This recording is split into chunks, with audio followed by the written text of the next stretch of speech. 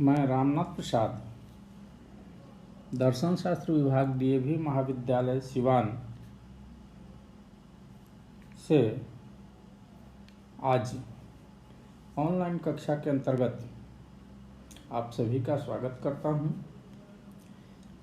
मैं आज छात्रों के विशेष मांग पर नीति शास्त्र या एथिक्स की कक्षा का आरंभ करने जा रहा हूँ। आज का व्याख्यान परिचयात्मक होगा, जिसमें नीति शास्त्र का स्वरूप और उसके विषय वस्तु पर विचार किया जाएगा।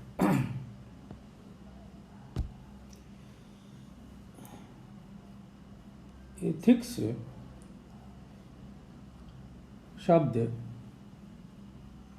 ग्रीक भाषा के इथिकोस शब्द से आता है, जिसमें इसका अर्थ व्यक्ति के चरित्र से लिया जाता है। इसी शब्द से ग्रीक भाषा में इथोस बनता है, जिसे चरित्र या स्वभाव के अर्थ में लिया जाता है। ग्रीक भाषा में आगे के विकास में इथिके शब्द देखा जाता है, जिसमें नैतिकता के विज्ञान के रूप में इसका अर्थ किया जाता है। इसी इथिके शब्द से लैटिन भाषा का एथिसी शब्द आता है, जो नीति शास्त्र के अर्थ में प्रयोग किया जाता है। फिर पुराने फ्रेंच भाषा में एथिक शब्द आता है और मिडिल इंग्लिश में एथिक शब्द आता है। तब जाकर मॉडर्न इंग्लिश में यह एथिक्स शब्द व्युत्पन्न होता है। एथिक्स दो अर्थों में प्रयोग किया जाता है। एक राइट या रॉन्ग के अध्ययन के रूप में, या उचित और अनुचित के अध्ययन के रूप में, और जो नैतिक रूप से सही या स्वीकार्य है उसके अध्ययन के रूप में। अर्थात नीति शास्त्र व्यक्ति के कर्मों या एक्शंस के बारे में यह बताता है कि इसे उचित या अनुचित कहा जा सकता है या नहीं। इसी तरह यह नैतिक कर्तव्यों का भी बोध कराता है। दूसरा शब्द है मोरालिटी, जो नीति शास्त्र में बार बार आता है। एथिक्स को अंग्रेजी में मोरल साइंस भी कहा जाता है, और व्यक्ति के कर्तव्यों के निर्णय के लिए मोरालिटी शब्द का प्रयोग किया जाता है। मोरालिटी शब्द लैटिन भाषा के मॉस, मोर्स, मोरालिस से और मोरालिटस से व्युत्पन्न है। मॉस से मोर से मोर्स, और उसके बाद मोरालिस, और तब मोरालिटस शब्द आया है। यही ओल्ड फ्रेंच में मोरालाइट बन गया है, और इंग्लिश में मोरल और मोरालिटी के रूप में प्रयोग किया जाता है। इसका अर्थ उचित या अनुचित के सिद्धांत के रूप में, या व्यवहार के मानदंड के अध्ययन के रूप में जो समाज में स्वीकृत हो सकता है या स्वीकार्य या अस्वीकार्य कर्मों के अध्ययन के रूप में किया जाता है। सब नीति शास्त्र के विद्वानों ने इस विषय को परिभाषित करने का प्रयास किया है, खासकर विलियम लिली और मैकेंजी ने। उसमें दोनों की परिभाषाएं लगभग एक जैसी हैं। विलियम लिली की परिभाषा ज़्यादा तर्कसंगत और व्यवस्थित है, इसलिए हम लोग उन्हीं की परिभाषा पर विचार करते हुए आगे बढ़ेंगे।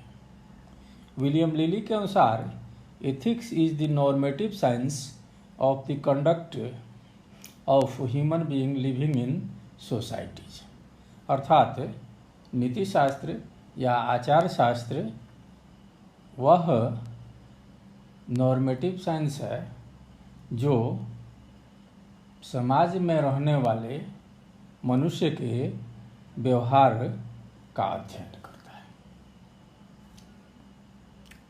यहाँ इस परिभाषा के 3 भाग हो जाते हैं। एक एथिक्स नॉर्मेटिव साइंस है, दूसरा एथिक्स ह्यूमन कंडक्ट का स्टडी है और उस कंडक्ट को सोसाइटी के द्वारा एक्सेप्ट या रिजेक्ट करना है, तो सोशल नॉर्म्स भी इसमें आ जाते हैं। नॉर्मेटिव साइंस के बारे में जानने से पहले यह जान लेना जरूरी है कि साइंस 2 प्रकार का होता है, विज्ञान 2 प्रकार का होता है। एक डिस्क्रिप्टिव साइंस और दूसरा नॉर्मेटिव साइंस। डिस्क्रिप्टिव साइंस वैसे साइंस को कहा जाता है जिसमें वस्तु के स्वरूप का व्यवस्थित वर्णन किया जाता है। इसको कैसा होना चाहिए इससे कोई मतलब नहीं होता है, बल्कि वस्तु किस रूप में कार्य करती है, वस्तु कैसी है, इसी पर ज़्यादा जोर रहता है और एक तथ्यात्मक विज्ञान है। इसमें हम जिस विषय का अध्ययन करते हैं, जिस विषय वस्तु का अध्ययन करते हैं, उसको यथारूप प्रस्तुत करने का प्रयास करते हैं। फिर डिस्क्रिप्टिव साइंस 2 तरह का हो जाता है, एक नेचुरल साइंस और दूसरा सोशल साइंस। नेचुरल साइंस में हम लोग फिजिक्स, केमिस्ट्री, बॉटनी, जूलॉजी इत्यादि के बारे में अध्ययन करते हैं। इसी तरह सोशल साइंस में पॉलिटिकल साइंसेस इत्यादि सोशल साइंस विषय आ जाते हैं। इसमें हम जिन विषय वस्तु का अध्ययन करते हैं उसके बारे में यह आशा नहीं रखते हैं कि इनको आदर्श रूप प्राप्त करना चाहिए या इनको के सिद्धांत से हमेशा मनुष्य का कल्याण होना चाहिए।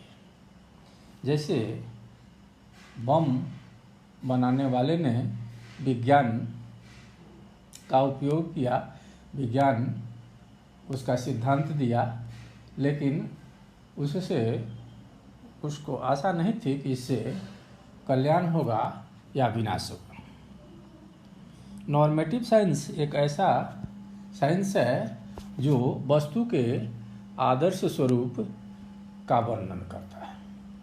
वह वस्तु के तथ्य का वर्णन करता है, व्यवहार के तथ्य का वर्णन करता है और साथ ही साथ उसके आदर्श स्थिति का भी निर्धारण करता है। इसके अंतर्गत नीति शास्त्र, इकोलॉजी इत्यादि विज्ञान आते हैं। नीति शास्त्र इस अर्थ में एक नॉर्मेटिव साइंस है जो मानव व्यवहार का अध्ययन करता है और उसके आदर्श और समाज में स्वीकार्य रूप से स्थापित करने का प्रयास करता है। अब यहाँ नीतिशास्त्र में मानव व्यवहार सबसे महत्वपूर्ण हो जाता है। इसमें इसे ह्यूमन कंडक्ट कहा जाता है। ह्यूमन कंडक्ट के नैतिकता से संबंधित 3 आयाम होते हैं। एक, मनुष्य को जो व्यवहार कर रहा है उसको व्यक्तित्वपूर्ण होना चाहिए, अर्थात उसका व्यक्तित्व व्यवस्थित होना चाहिए, उसमें किसी तरह की असामान्य स्थिति नहीं होनी चाहिए। वह एक सामान्य व्यक्ति होना चाहिए जिसमें किसी तरह का कोई दोष नहीं हो, जैसे वो पागल नहीं हो या अन्य स्थितियां नहीं हो। उसी तरह से उसमें विवेक शक्ति होनी चाहिए ताकि वह विकल्पों में से किसी एक का चयन कर सके। तीसरी स्थिति, उसमें फ्री विल होना चाहिए, अर्थात वह अपने विकल्पों के चयन के लिए स्वतंत्र हो।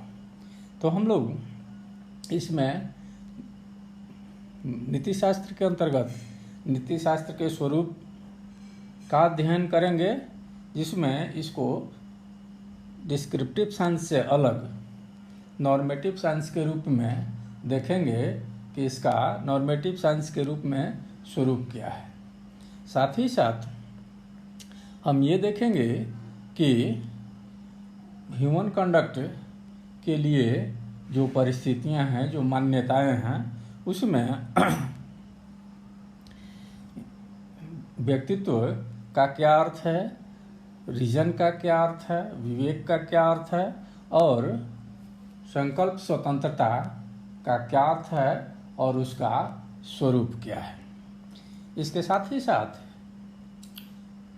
विलियम लिली के परिभाषा में ये भी स्पष्ट है कि इसमें सोसाइटी का महत्वपूर्ण योगदान है, क्योंकि नैतिकता के निर्धारण करने में नीतिशास्त्र को स्वरूप देने में मानव समाज का महत्वपूर्ण योगदान है, क्योंकि सोसाइटी ही फंडामेंटल मोरल कॉन्सेप्ट्स को देता है।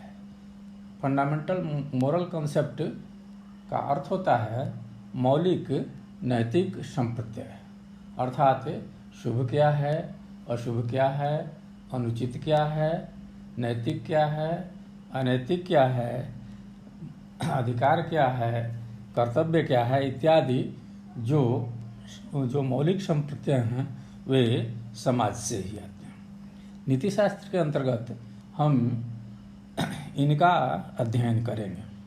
साथ ही साथ जो नैतिकता के लिए सबसे महत्वपूर्ण अवयव है वह है मोरल स्टैंडर्ड। ये भी समाज या तो समाज निर्धारित करता है या समाज स्वीकार करता है। मोरल स्टैंडर्ड का मतलब है कि नैतिकता के निर्धारण के लिए, अर्थात किसी मानव व्यवहार को उचित या अनुचित सिद्ध करने के लिए किसी न किसी मानक का उपयोग किया जाता है। इसमें राजनीतिक नियम हो सकता है, सामाजिक नियम हो सकता है, वैधानिक नियम हो सकता है या अंतःअनुभूतिवाद हो सकता है, सुखवाद हो सकता है। तो हम लोग इन सभी सिद्धांतों का अध्ययन नीतिशास्त्र के अंतर्गत करेंगे।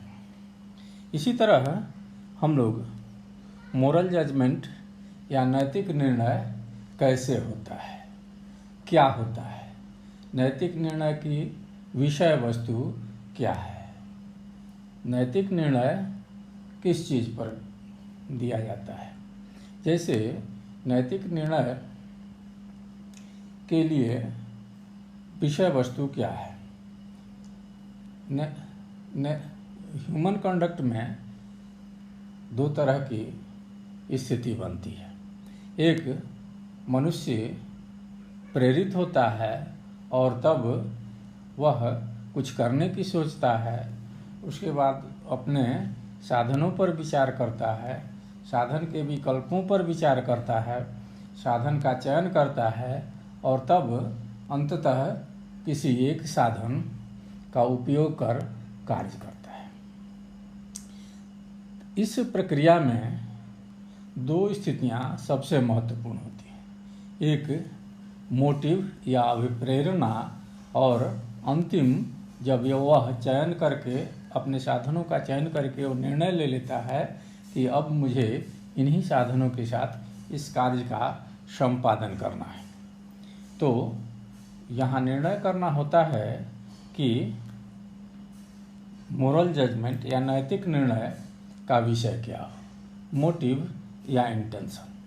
इस तरह से हम ह्यूमन कंडक्ट के बारे में बात करेंगे और साथ ही साथ नैतिक निर्णय किस तरह से होता है, नैतिक निर्णय का विषय वस्तु क्या है, इसका भी अध्ययन करेंगे। समाज का सबसे महत्वपूर्ण योगदान है कि व्यक्ति जब नैतिक कार्यों का संपादन करता है, नैतिक क्रियाओं का संपादन करता है, तो वह यह चाहता है कि व्यक्ति मोरल ऑब्लिगेशन का वहन करे, अर्थात वह नैतिकता या अनैतिकता की जिम्मेवारी। अगर व्यक्ति जिम्मेवारी नहीं लेता है तो वैसी स्थिति में समाज उसके लिए रिवार्ड या पनिशमेंट की व्यवस्था करता है। नीतिशास्त्र के अनुसार रिवार्ड और पनिशमेंट का भी हम लोग अध्ययन करेंगे। यहाँ हम लोग देखते हैं कि फंडामेंटल मोरल कॉन्सेप्ट्स क्या है। राइट एंड रॉन्ग, उचित और अनुचित, गुड एंड इविल, शुभ या अशुभ, जीवन का अंतिम उद्देश्य क्या है, हाईएस्ट गुड क्या है, हम सर्वोच्च लक्ष्य क्या रखते हैं, इसी तरह उचित और शुभ में क्या अंतर है, ड्यूटी और ऑब्लिगेशन में क्या अंतर है, और योग्यता, पाप और पुण्य में क्या अंतर है। नीतिशास्त्र में मोरल स्टैंडर्ड को तीन तरह से उत्पन्न बताया जाता है। एक एब्सोल्यूट और रिलेटिव थ्योरी के माध्यम से, दूसरा सब्जेक्टिव थ्योरीज के माध्यम से, और नॉन सब्जेक्टिव थ्योरीज नेचुरलिज्म के माध्यम से। हम लोग नीतिशास्त्र में इन सब विषय वस्तु का भी अध्ययन करें। मोरल ऑब्लिगेशन वह अवधारणा है जिसमें यह आशा की जाती है कि व्यक्ति में एक नैतिक चेतना होगी और व्यक्ति अपने को अपने कर्मों के लिए उचित या अनुचित का चयन स्वयं करेगा और अपने नैतिकता के प्रति जिम्मेवारी ग्रहण करेगा। इसके अंतर्गत तीन तरह के सिद्धांत आते हैं। एक लीगल थ्योरी अर्थात वैधानिक सिद्धांत, अंतःप्रज्ञा सिद्धांत और सुखवाद। इन्हीं तीनों चीज़ों से प्रेरित होकर व्यक्ति नैतिकता की जिम्मेवारी लेता है। और जैसा कि हमने देखा कि हम लोगों ने रिवार्ड और पनिशमेंट पर भी विचार किया था कि नीतिशास्त्र में रिवार्ड और पनिशमेंट पर भी विचार किया जाता है। ये भी हमारे अध्ययन का विषय वस्तु है। पनिशमेंट तीन प्रकार का होता है।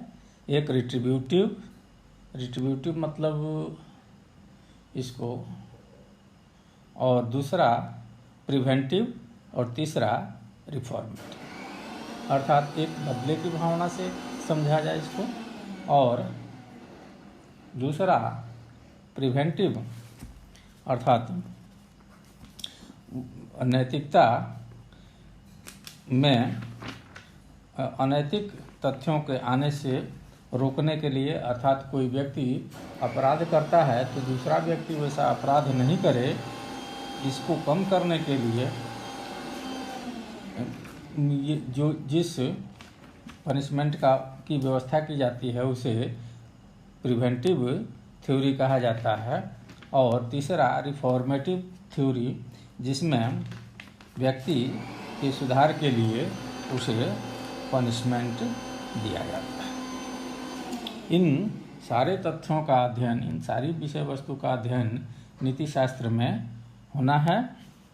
अगले वर्गों में हम लोग एक एक करके चर्चा करेंगे और सबसे पहले हम लोग नैतिक कर्म क्या है, मोरल ह्यूमन कंडक्ट किसे कहते हैं, यह इस स्थिति में नैतिक या अनैतिक कहा जा सकता है और वह किस तरह से नीति शून्य कर्मों से भेद रखता है। नीति शून्य कर्म क्या हैं, किन कर्मों पर नीति शास्त्र के नियम नहीं लागू होते हैं, इन्हें भी परिभाषित किया जाएगा और इनका भेद बताया जाएगा और तब उसके बाद यह अंतर किया जाएगा कि किन कर्मों को नैतिक या अनैतिक कर्म कहा जाएगा और किन कर्मों को नैतिक या अनैतिक कर्म की श्रेणी से अलग रखा जाएगा। अगला व्याख्यान या अगली चर्चा नैतिक, अनैतिक और नीति शून्य कर्म शीर्षक पर होगा। जल्द ही हम लोग मिलेंगे। धन्यवाद।